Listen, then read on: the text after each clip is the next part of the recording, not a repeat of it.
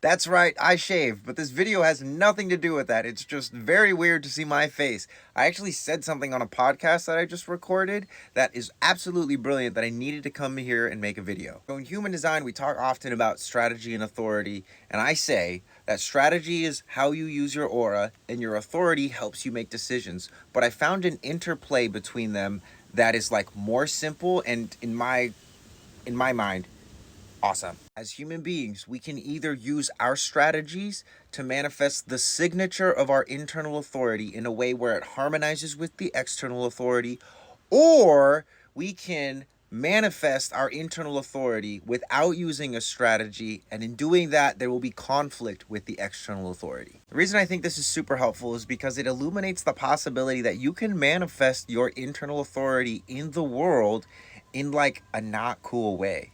Like you can manifest your emotional wave in the world against your strategy and against your nature, and there's going to be problems. Or you can manifest your emotional wave into the world according to your strategy, and there will be less problems. This is because the strategy within human design helps us to understand the dynamics of aura.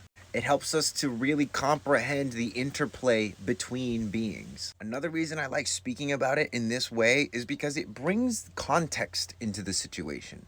Like, human design is not an excuse for you to always be manifesting your internal authority in every environment. That's what the strategy is there to do, so that people just don't come in out of context and try and like enforce their will on others that don't want it enforced on them, which still happens. However, if we look at the strategy as a means of ensuring that the internal authority is manifested appropriately, that just opens up a bunch of new doors. There are plenty of places that your internal authority is not meant to be manifested.